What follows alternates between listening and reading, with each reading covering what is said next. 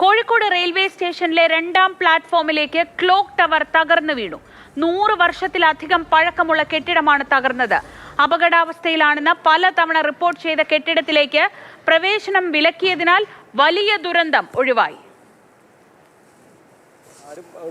വീഴുന്ന സമയത്ത് ആരുണ്ടായിരുന്നില്ല. പരിശോധന നടത്തുകയായിരുന്നോ? ഒന്നുമില്ല. ഈ വീഴുന്നത് കണ്ടപ്പോൾ പൊടി വീഴുന്ന കണ്ടപ്പോൾ പോയി നോക്കിയതാണ്. അപ്പോഴാണ് മൊത്തം ഇടിഞ്ഞ് പൊളിഞ്ഞ് താഴെ വീണത്. അതിന് പൊടിയായിട്ട് നിലത്തേക്ക് വീണു. കണ്ട് ചെറിയ സംശയം കണ്ട് പോയി നോക്കിയതാണ്. മൊത്തം ബാരിക്കേഡ് കെട്ടി കവർ ചെയ്തു. ആളുകളൊന്നും അകത്തില്ല. ഇപ്പോൾ നോക്കുന്ന സമയത്ത് വീണു. നമുക്കാർക്കും പരിക്കൊന്നുമില്ല. ആർക്കും വണ്ടിക്ക് വഹിച്ചു വെച്ചു. പെട്ടെന്നാണ് ഭയങ്കര ഇടിമുതലായിട്ടുള്ള സൗണ്ട് കേട്ടത്. അപ്പോൾ ബിൽഡിംഗ് ഫുൾ ഇങ്ങോട്ട് ഇങ്ങനെ വീകാണ്. അപ്പം ഞാൻ അപ്പം തന്നെ ഓടി നേരെ മുകളിലേക്ക് കയറി. ആരും ഉണ്ടോ നോക്കാമല്ലോ. ആ സമയത്ത് പൊതുവെ ആരും ഉണ്ടാവാറില്ല. തിരക്ക് കുറവുള്ള സമയമാണ്. ഒന്നാമത് 9-10 മണിക്കാണ് ഈ വണ്ടി ഇവിടെ നിർത്തുക. അപ്പോൾ ആൾ കാലിയാവും. പിന്നെ ഒരു 12 ശേഷമാണ് അപകടം അവിടെ ആളുണ്ടാവും. ഈ സമയത്ത് ആളില്ലാത്ത സമയമായതുകൊണ്ട് ആർക്കും ഇല്ലാന്നാണ് ഇതുവരെ നമുക്ക് കിട്ടിയൊരു അറിയിപ്പ്. അപ്പോൾ ഞാൻ ഓടി വരുമ്പോൾ ഒരു ഡെലിവറി ബോയ് ആണ് ഇങ്ങോട്ട് തിരിച്ചു ഓടി വരുന്നത്. അവനവിടെ ബാത്റൂമിൽ പോയി വരുന്നൊരു വൈകിയ ഭാഗ്യം കൊണ്ടാണ്, ഒരു സെക്കൻഡിന് ഭാഗ്യം കൊണ്ടാണ് അവൻ കഴിച്ചില്ലായത്. അപ്പോൾ ഞാൻ ഓടി ആളൊന്നും ഇല്ലാന്ന് ഉറപ്പാന്ന് വിചാരിക്കണം. ആളില്ലാണ്. അപ്പോൾ ഫുള്ള് സേഫായിട്ട് വെച്ചിരിക്കുന്നു. പിന്നെ എല്ലാവരും സ്റ്റാഫ് എല്ലാവരും ഓടി വന്ന് എല്ലാ നിയന്ത്രണം വെച്ചിരിക്കുന്നു. അവിടെ വേറെ കുഴപ്പമൊന്നുമില്ല. രാഹുൽ KV വിവരങ്ങളുമായി കോഴിക്കോട് നിന്ന്. രാഹുൽ, അപകടം ഒഴിവായി എന്ന് നമ്മൾ പറയുന്നുണ്ടെങ്കിൽ പോലും നേരിയ തലനാരിഴയ്ക്കൊരു വലിയ അപകടം ഒഴിവായി എന്ന് തന്നെ വേണം പറയാൻ. ഇത് ആളുകൾ ഉള്ള സമയമായിരുന്നെങ്കിൽ, അല്ലെങ്കിൽ ഇത് ഇങ്ങോട്ട് വീണത് മറ്റേതെങ്കിലും വശത്തേക്ക് ചെരിഞ്ഞിരുന്നെങ്കിലൊക്കെ വലിയൊരു ദുരന്തം നമുക്കിന്ന് റിപ്പോർട്ട് ചെയ്യേണ്ടി വരുമായിരുന്നു. അവിടെ ആളുകളോട് സംസാരിച്ചതിൽ നിന്ന് എന്താണ് മനസ്സിലായത്? നേരത്തെ തന്നെ പഴക്കത്തെക്കുറിച്ച് പരാതികൾ ഉണ്ടായിരുന്നു. ആ പരാതികളൊക്കെ നിലനിൽക്കെ എങ്ങനെയാണ് ഇന്ന് ഇങ്ങനൊരു അപകടം ഉണ്ടായത്?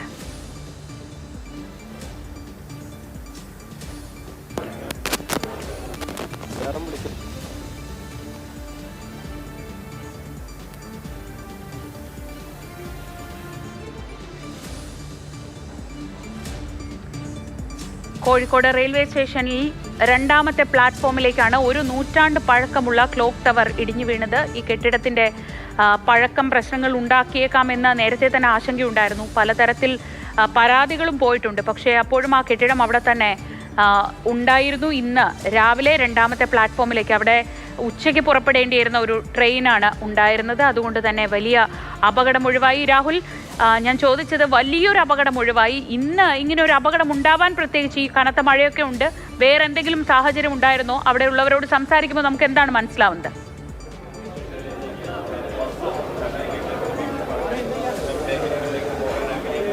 ശ്രീജ, ഈ അപകടത്തിൽ ഏറ്റവും ഒടുവിൽ പുതുതായി ലഭിച്ച വിവരം എന്നത് കേന്ദ്ര റെയിൽവേ മന്ത്രാലയം റിപ്പോർട്ട് തേടിയിട്ടുണ്ട് എന്നതാണ്. അതായത് 100 നൂറ്റാണ്ട് പഴക്കമുള്ള ക്ലോക്ക് ടവറാണ് ഇവിടെ പൊളിച്ചു നീക്കാൻ നേരത്തെ തന്നെ തീരുമാനിച്ചിരുന്നതാണ്. ഒരുപാട് തവണ പരിശോധനകളടക്കം നടന്ന ക്ലോക്ക് ടവറാണ്. ഏതായാലും ഇങ്ങനെ 11:10 രാവിലെ തകർന്ന് വീഴുകയും ചെയ്തിട്ടുള്ളത്.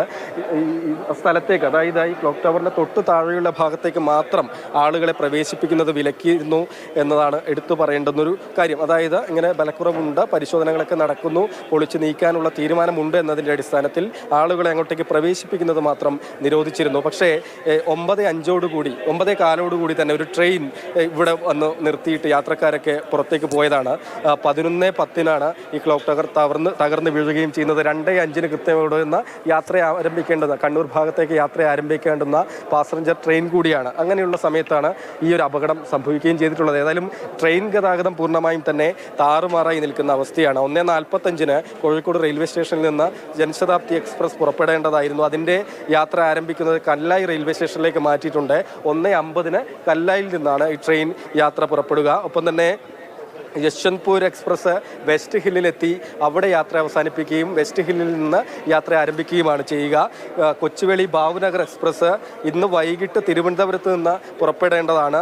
പിന്നീട് കോഴിക്കോട്ടേക്ക് എത്തേണ്ട ട്രെയിനാണ്. അത് നാളെ രാവിലെ 7:30 കൊച്ചുവേളിയിൽ നിന്നും ആരംഭിക്കുന്ന രീതിയിലാണ് ക്രമീകരണം ഏർപ്പെടുത്തിയിട്ടുള്ളത്. നിലവിൽ കോഴിക്കോട് റെയിൽവേ സ്റ്റേഷനിൽ 1, 2, 3 പ്ലാറ്റ്ഫോമുകൾ, ആ ട്രാക്കുകൾ വഴി ട്രെയിൻ ഗതാഗതം പൂർണ്ണമായും തടസ്സപ്പെട്ടു നിൽക്കുന്ന അവസ്ഥയാണ്. 4ാം പ്ലാറ്റ്ഫോമിലൂടെ മാത്രമാണ് ട്രെയിനുകൾ വണ്ടികൾ അങ്ങോട്ടായാലും ഇങ്ങോട്ടായാലും കടത്തിവിടുക എന്നുകൂടിയാണ് റെയിൽവേ അറിയിക്കുകയും ചെയ്തിട്ടുള്ളത്. ഏതായാലും ആളുകൾക്കൊന്നും പരിക്കില്ല. ഒപ്പം തന്നെ ഇത് കണ്ടുകൊണ്ട് പോർട്ടർമാരും ചായ കച്ചവടക്കാരും ഒക്കെ തൊട്ടടുത്ത് തന്നെ ഉണ്ടായി എന്നതൊക്കെ ഇതിൻ്റെ ഗൗരവം വർദ്ധിപ്പിക്കുന്ന ഒരു കാര്യം കൂടിയാണ്. ചിലപ്പോൾ BJP സിറ്റി ജില്ലാ അധ്യക്ഷൻ MLA മാർ ഒക്കെ തന്നെ സ്ഥലത്തേക്ക് വന്നിട്ടുണ്ട്. പ്രകാശ് ബാബു പറഞ്ഞത് കേന്ദ്ര റെയിൽവേ മന്ത്രാലയം ഇതിൽ റിപ്പോർട്ട് തേടിയെന്നതടക്കമാണ്. നമ്മോടൊപ്പം സ്ഥലം MLA ഫൈസൽ ബാബുവാണ് ചേരുന്നത്. എന്തൊക്കെ ക്രമീകരണങ്ങൾ ഇപ്പോൾ നിലവിൽ യാത്രക്കാർക്ക്, അത് ജനങ്ങൾക്ക് ഏറ്റവും അറിയേണ്ടത് ഇനി എപ്പോഴാണ് ട്രെയിൻ ഒന്ന് ഓടിത്തുടങ്ങുക എന്നൊക്കെയാണ്. എന്തൊക്കെ ക്രമീകരണങ്ങൾ ഏർപ്പെടുത്തിയിട്ടുണ്ട്? റെയിൽവേ അധികൃതർ പറയുന്നത് പ്രകാരം ഒറ്റ ട്രാക്കിലൂടെ മാത്രമാണ്, ഇനി 4ാമത്തെ പ്ലാറ്റ്ഫോം ട്രാക്കിലൂടെ മാത്രമാണ് വണ്ടി വിടുക. പാസഞ്ചർ ട്രെയിനുകളാണ് വിടുക. ഇപ്പോൾ സൗത്തിൽ നിന്ന് വരുന്ന വണ്ടികളൊക്കെ നമ്മുടെ ഫറോക്കിൽ വന്ന് തിരിച്ചു പോകുന്ന രീതിയിലാണ് ക്രമീകരണം. സൗത്തിൽ വരികയും സൗത്തിൽ നിന്ന് പുറപ്പെടുകയും ഒക്കെ ചെയ്യുന്ന രീതിയിലാണ് ക്രമീകരണം. നോർത്തിൽ നിന്ന് വരുന്ന വണ്ടികളൊക്കെ വെസ്റ്റ് ഹില്ലും മറ്റുമാണ് അതിനെ ക്രമീകരിച്ചിട്ടുള്ളത് എന്നാണ് റെയിൽവേ നമ്മളോട് പറയുന്നത്. എന്തായാലും നമ്മളിവിടെ കാണുന്ന ഈ പ്രവൃത്തി കാര്യങ്ങളൊക്കെ കാണുമ്പോൾ നമുക്ക് തോന്നുന്ന ഒരു കാര്യം, പെട്ടെന്ന് നമുക്ക് ഇത് പുനഃക്രമീകരിക്കാനുള്ള. ബാബു MLA ആണ് സംസാരിച്ചത്. എന്തായാലും വലിയൊരു ദുരന്തം ഒഴിവായി എന്ന കാര്യത്തിൽ സംശയം വേണ്ട. അത് ഭാഗ്യം കൊണ്ട് എന്ന് മാത്രമേ പറയാൻ പറ്റൂ.